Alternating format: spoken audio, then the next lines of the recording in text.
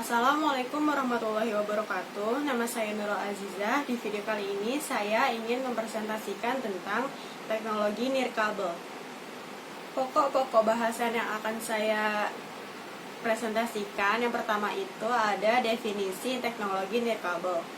Lalu ada kelebihan dan kekurangan teknologi nirkabel, tipe jaringan nirkabel, keamanan jaringan nirkabel, dan infrastruktur jaringan nirkabel. Yang pertama, definisi jaringan nirkabel. Jaringan nirkabel atau dalam bahasa Inggrisnya adalah wireless network adalah bidang disiplin yang berkaitan dengan komunikasi antar sistem komputer tanpa menggunakan kabel. Jaringan nirkabel ini sering dipakai untuk jaringan komputer, baik pada jarak yang dekat seperti beberapa meter dan memakai alat atau pemancar Bluetooth, maupun jarak jauh seperti melewati satelit. Jenis jaringan yang populer dalam kategori jaringan nirkabel ini meliputi jaringan kawasan lokal nirkabel atau wireless LAN dan Wi-Fi. Wi-Fi atau singkatan dari wireless fidelity adalah nama lain yang diberikan untuk produk yang mengikuti spesifikasi. Sebagian besar pengguna komputer lebih mengenal istilah Wi-Fi card atau adapter. Wi-Fi merupakan merek dagang dan lebih populer dibandingkan dengan kata IEEE. Pengenalan teknologi nirkabel.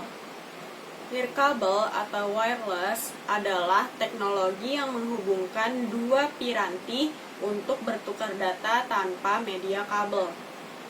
Data dipertukarkan melalui media gelombang cahaya tertentu seperti teknologi inframerah pada remote TV atau gelombang radio seperti Bluetooth pada komputer dan ponsel dengan frekuensi tertentu. Jaringan nirkabel biasanya menghubungkan satu sistem komputer dengan sistem yang lain dengan menggunakan beberapa macam media transmisi tanpa kabel seperti gelombang radio, gelombang mikro, maupun cahaya inframerah. Sejarah singkat teknologi nirkabel. Pada tahun 1997, IEEE atau Institute of Electrical and Electronic Engineers, the world's largest technical professional organization dedicated to advancing technology for the benefit of humanity, membuat standarisasi untuk LAN yang diberi kode yang dapat bekerja pada frekuensi 2,4 GHz dan kecepatan transfer maksimal 2 Mbps. Pada tahun 1999, IEEE mengeluarkan spesifikasi baru bernama 802.11b dengan kecepatan throughput 11 Mbps dengan frekuensi 2 GHz. Kelemahannya adalah terjadinya interferensi dengan peralatan yang menggunakan gelombang radio pada frekuensi yang sama.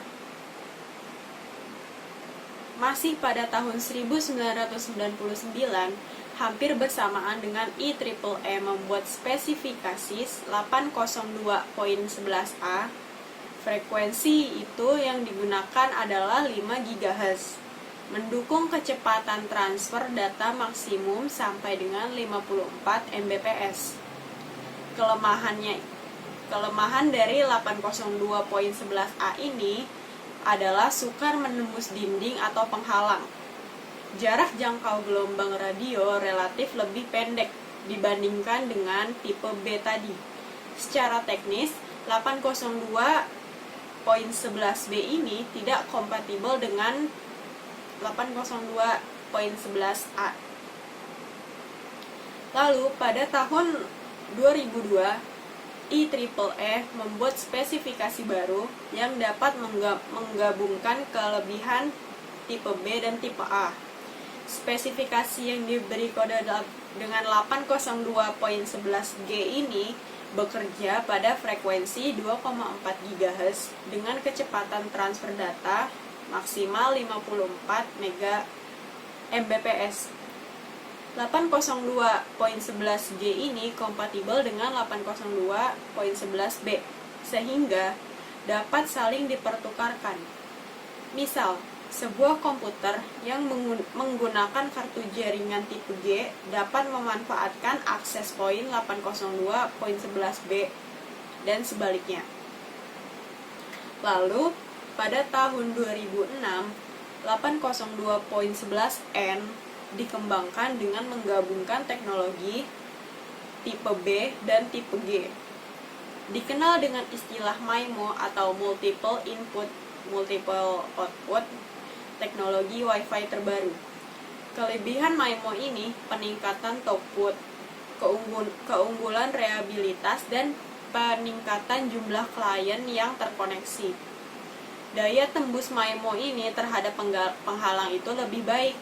Selain itu, jangkauannya juga lebih luas sehingga dapat menempatkan laptop atau klien Wi-Fi sesuka hati.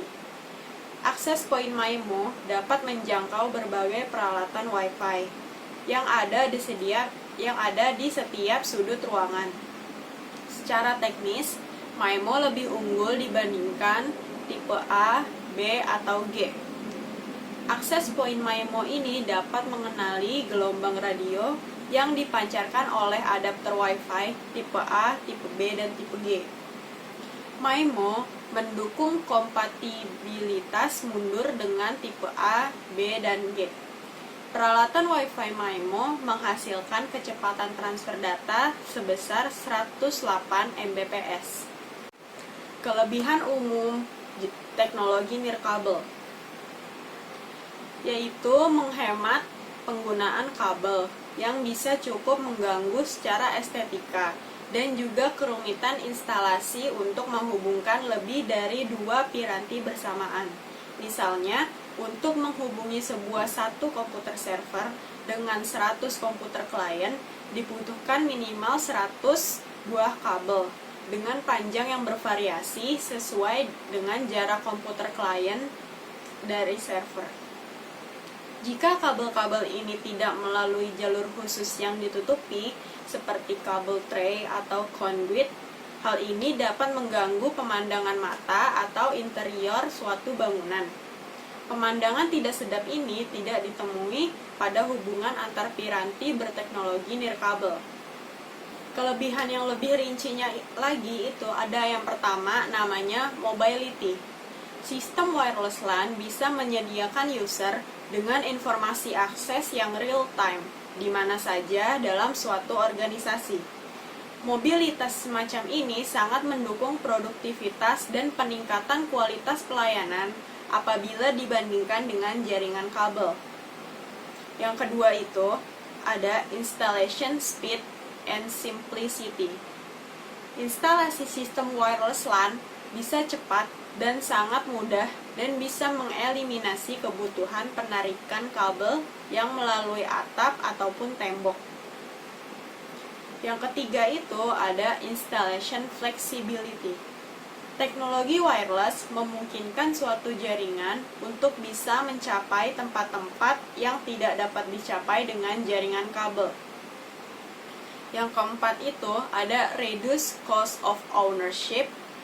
Meskipun investasi awal yang dibutuhkan oleh wireless LAN ini untuk membeli perangkat hardware bisa lebih tinggi daripada biaya yang dibutuhkan oleh perangkat wired LAN hardware, namun bila diperhitungkan secara keseluruhan, instalasi dan life cycle cost-nya, maka secara signifikan lebih murah. Dan bila digunakan dalam lingkungan kerja yang dinamis, yang sangat membutuhkan seringnya pergerakan dan perubahan yang sering, maka keuntungan jangka panjangnya pada suatu wireless LAN akan jauh lebih besar dibandingkan dengan wired LAN. Kelebihan yang kelima itu ada scalability. Sistem wireless LAN bisa dikonfigurasikan dalam berbagai macam topologi untuk memenuhi kebutuhan pengguna yang beragam. Konfigurasi dapat dengan mudah diubah, mulai dari jaringan peer-to-peer yang sesuai dengan jumlah pengguna yang kecil, sampai ke full infrastruktur network yang mampu melayani ribuan user dan memungkinkan roaming dalam area yang luas. Kekurangan dari teknologi nirkabel ini, yang pertama, jika delay itu yang besar, menyebabkan koneksi tidak stabil. Yang kedua, biaya peralatan yang mahal. Namun, kelemahan ini dapat dihilangkan dengan mengembangkan dan memproduksi teknologi komponen elektronika sehingga dapat menekan biaya jaringan. Yang ketiga, adanya masalah propagasi radio seperti terhalang, terpantul, dan banyak sumber interferensi. Yang keempat itu ada kapasitas jaringan menghadapi keterbatasan spektrum. Pita frekuensi tidak dapat diperlebar, tetapi dapat dimanfaatkan dengan efisien. Yang kelima itu ada keamanan atau kerahasiaan data kurang terjamin. Standar yang dipakai adalah IEEE-X, di mana X adalah substandar yang terdiri dari wireless LAN standar. IEEE 802.11 ini mencakup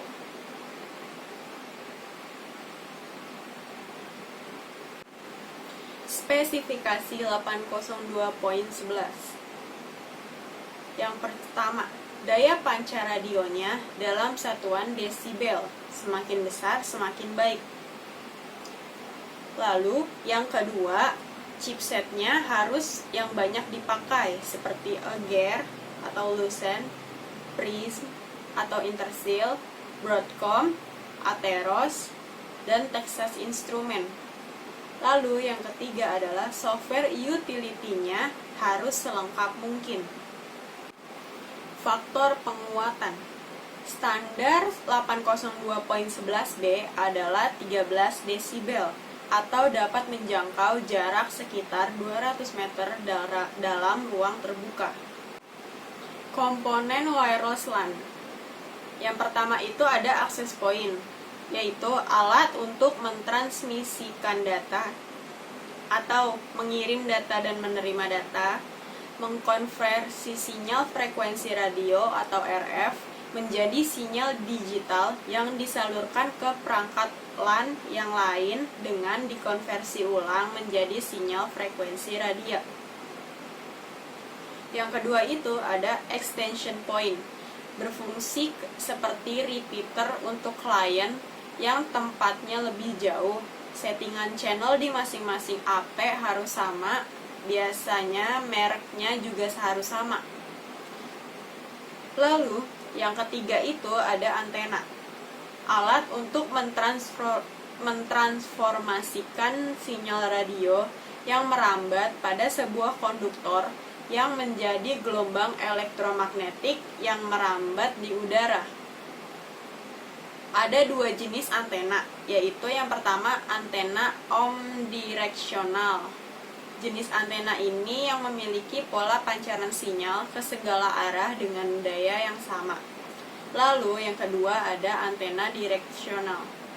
Jenis antena ini mempunyai sinyal dengan satu arah tertentu. Yang terakhir dalam komponen wireless LAN itu ada wireless LAN card. Dapat berupa PCMCIA, ISA card, USB card, Ethernet card, yang berfungsi sebagai interface antara sistem operasi jaringan klien dengan format interface udara ke access point. Tipe-tipe jaringan nirkabel. Yang pertama itu ada Wireless Wide Area Networks atau WAN. Teknologi WAN ini memungkinkan pengguna untuk membangun koneksi nirkabel melalui jaringan publik maupun private. Koneksi ini dapat dibuat mencakup suatu daerah yang sangat luas, seperti kota, negara, melalui penggunaan beberapa antena atau juga sistem satelit yang diselenggarakan oleh penyelenggara jasa telekomunikasinya. Yang kedua, ada Wireless Metropolitan Area Networks atau MANS. Teknologi MAN memungkinkan pengguna untuk membuat koneksi nirkabel antara beberapa lokasi di dalam suatu area metropolitan. Contohnya, antara gedung yang berbeda-beda dalam suatu kota atau pada kampus universitas. Dan ini bisa dicapai tanpa biaya fiber optik atau kabel tembaga yang terkadang sangat mahal. Yang ketiga itu ada Wireless Local Area Network atau LAN. Teknologi LAN membolehkan pengguna untuk membangun jaringan nirkabel dalam suatu area yang sifatnya lokal. Contohnya dalam lingkungan gedung kantor, gedung kampus, atau pada area publik seperti bandara atau kafe. LAN dapat digunakan pada kantor sementara atau yang mana instalasi kabel permanennya tidak diperbolehkan. Yang keempat itu ada Wireless Personal Area Networks atau PANs. Teknologi PAN membolehkan pengguna untuk membangun suatu jaringan nirkabel atau ad hoc bagi peranti sederhana seperti PDA, telepon seluler, atau laptop. Ini bisa digunakan dalam ruang operasi personal atau personal operating space atau POS. Sebuah POS adalah suatu ruangan yang ada di sekitar orang dan bisa mencapai jarak sekitar 10 meter. Keamanan teknologi nirkabel. Jaringan LAN menggunakan media komunikasi berupa gelombang elektromagnetik yang tidak dibatasi ruang, tetapi hanya dibatasi oleh daya pancar gelombang elektromagnetik tersebut. Dalam hal ini, klien mempunyai kebebasan dalam menangkap isyarat data di sembarang tempat yang dapat dijangkau gelombang tersebut. Tidak seperti pada jaringan kabel yang mana hanya klien yang dihubungkan dengan kabel yang dapat mengakses jaringan. Pada jaringan LAN ini, klien dapat mengakses jaringan hanya dengan memasang kartu LAN. Untuk menghindari akses jaringan LAN terhadap klien yang tidak berhak, pada jaringan LAN perlu pengamanan tertentu. Jaringan LAN memerlukan suatu teknik pengamanan dalam berkomunikasi. Metode keamanan jaringan nirkabel. Yang pertama itu ada Wired Equivalent Privacy. Metode ini dimaksudkan untuk menghentikan intersepsi isyarat gelombang elektromagnetik oleh user yang tidak berhak. Metode ini dilakukan dengan cara memberi semua klien dan akses point dengan kunci enskripsi dan dekripsi yang sama. Wired Equivalent Privacy ini didasarkan pada algoritma enkripsi RC4 dari RSA Data System. Yang kedua itu ada SSID atau Service Set Identifier. Metode ini dilakukan dengan cara memberi suatu SSID yang berlaku sebagai password sederhana yang memungkinkan suatu jaringan LAN dipisahkan dalam beberapa network yang berbeda. Pengenal ini diprogram dalam access point sehingga semua klien yang akan mengakses jaringan harus dikonfigurasi menggunakan pengenal SSID yang sesuai. Yang ketiga itu ada filter alamat MAC atau Media Access Control. Metode ini digunakan untuk membatasi akses pada jaringan LAN menggunakan daftar alamat MAC pada klien. Alamat MAC ini dimasukkan dalam access point sedemikian sehingga hanya klien yang punya alamat MAC yang terdaftar saja yang dapat mengakses jaringan LAN. Cara kerja teknologi nirkabel atau wireless. Wireless LAN menggunakan electromagnetic airwaves, radio atau infrared untuk menukarkan informasi dari satu titik ke titik lainnya tanpa harus tergantung pada sambungan secara fisik. Gelombang radio biasa digunakan sebagai pembawa karena dapat dengan mudah mengirimkan daya ke penerima. Data itu ditransmisikan dengan cara ditumpangkan pada gelombang pembawa sehingga bisa diekstrak pada ujung penerima. Data ini umumnya digunakan sebagai pemodulasi dari pembawa oleh sinyal informasi yang sedang ditransmisikan.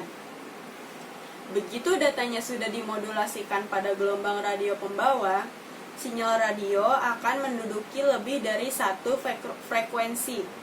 Hal ini terjadi karena frekuensi atau bitrate dari informasi yang memodulasi ditambahkan pada sinyal carrier. Multiple radio carrier biasanya ada dalam suatu ruang dalam waktu yang bersamaan tanpa terjadi interferensi satu sama lain jika gelombang radio yang ditransmisikan berbeda dengan frekuensinya. Untuk mengekstrak data, radio penerimanya diatur dalam satu frekuensi dan menolak frekuensi-frekuensi lain. Pada konfigurasi wireless LAN tertentu, transmitter atau receiver atau transceiver device biasa disebut dengan access point terhubung pada jaringan kabel dari lokasi yang fix menggunakan kabel standar. Sebuah access point bisa mensupport sejumlah grup kecil dari user dan bisa dipakai dalam jarak beberapa puluh meter. Access point biasanya diletakkan pada tempat yang tinggi, tapi dapat juga diletakkan di mana saja untuk mendapat cakupan yang dikehendaki.